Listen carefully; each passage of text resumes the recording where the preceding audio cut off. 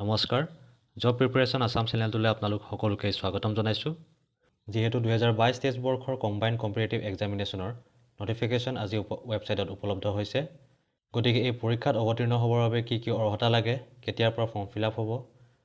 পৰীক্ষাৰ তাৰিখ কেতিয়া এই ক্ষেত্ৰতো নটিফিকেশ্যনত কি উল্লেখ আছে সেয়া জানি লওঁ আহক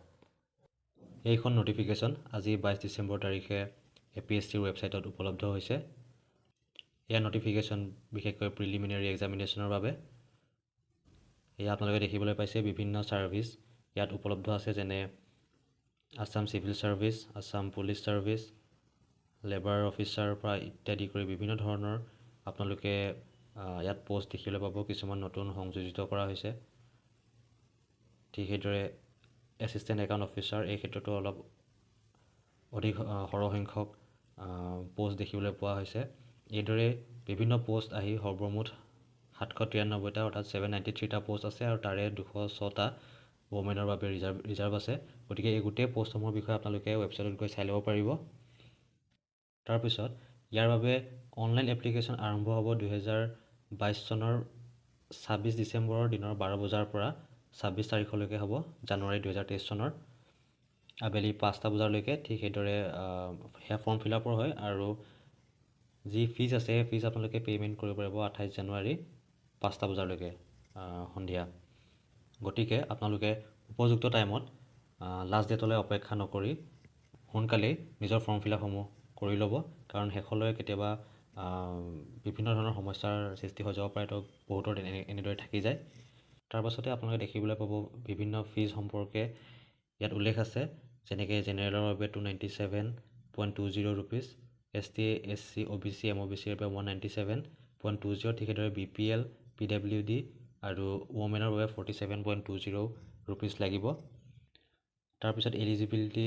বা অৰ্হতাৰ ওপৰত তথ্যসমূহ আছে যেনেকৈ ইণ্ডিয়ান চিটিজেনটো হ'বই লাগিব ঠিক সেইদৰে বয়স হ'ব লাগিব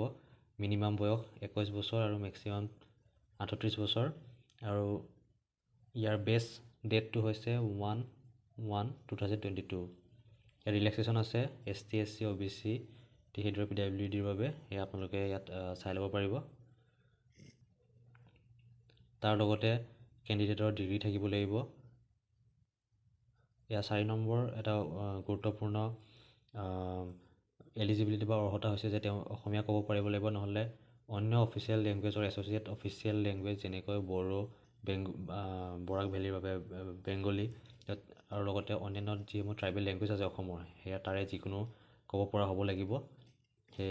কেণ্ডিডেটজনে ঠিক সেইদৰে ডিষ্ট্ৰিক্ট এমপ্লয়মেণ্ট অফিচত তেওঁ ৰেজিষ্টাৰ থাকিব লাগিব গতিকে এনেকুৱা ধৰণৰ কিছুমান এলিজিবিলিটি ক্ৰাইটেৰিয়া APSCয়ে উল্লেখ কৰিছে তাৰপিছত আছে ষ্টেজেছ আমি সকলোৱে জানো যে পোনপ্ৰথমতে প্ৰিলিমছ হ'ব তাৰপিছত মেইনছ তাৰপিছত ইণ্টাৰভিউ হয় শেষৰ ফালে অৰ্থাৎ পেজ নম্বৰ 10ত কিছুমান নেচেচাৰী ইনষ্ট্ৰাকশ্যনছ আছে ৰিগাৰ্ডিং আপোনালোকে অনলাইন এপ্লিকেশ্যন কৰাৰ আগত এই যিসমূহ ইয়াত কথা লিখা আছে বা ইনষ্ট্ৰাকশ্যন আছে সেয়া আপোনালোকে ভালদৰে পঢ়ি ল'ব যাতে আপোনালোকৰ কোনো ভুল নহয় ফৰ্ম ফিল আপ কৰোঁতে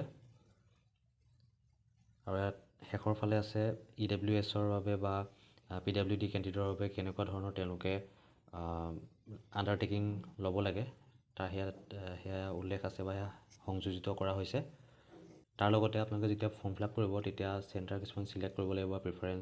প্ৰিফাৰেঞ্চত দিব লাগিব গতিকে এইসমূহ চেণ্টাৰ ইয়াত উপলব্ধ আছে ইয়াত আপোনালোকে চাই ল'ব আৰু আপোনালোকৰ সুবিধা অনুযায়ী সেয়া চিলেক্ট কৰি ল'ব আৰু ইয়াৰ টেণ্টেটিভ ডেট অৰ্থাৎ সম্পূৰ্ণভাৱে চিয়ৰিটি হিচাপে কোৱা নাই কিন্তু এটা অনুমানিক ডেট দিছে যে 26 মাৰ্চত অৰ্থাৎ 2023 দেওবাৰে প্ৰিলিমছ পৰীক্ষা হ'ব আৰু লগতে মেইনছৰ এক্সামিনেশ্যন জুলাই বা আগষ্টৰ ভিতৰত তেওঁলোকে সম্পূৰ্ণ কৰাৰ সিদ্ধান্ত লৈছে বা তেওঁলোকে থিৰাং কৰিছে গতিকে হাতত বেছি সময় নাই যিহেতু এই বছৰটোৰ ভিতৰতেই চৰকাৰে বা APSCয়ে এই পৰীক্ষাটো গোটেইখিনি প্ৰচেছ শেষ কৰি যাতে নিযুক্তি প্ৰদান কৰিব পাৰে তাৰ বাবে তেওঁলোকে প্ৰচেষ্টা চলাইছে গতিকে যিহেতু হাতত সময় অতিকৈ কম ক'বলৈ গ'লে আৰু মাত্ৰ 3 মাহহে আছে প্ৰিলিমছ এক্সামিনেশ্যনৰ বাবে গতিকে সকলোৱে ভালদৰে এতিয়া পঢ়া শুনা কৰক যিসকলে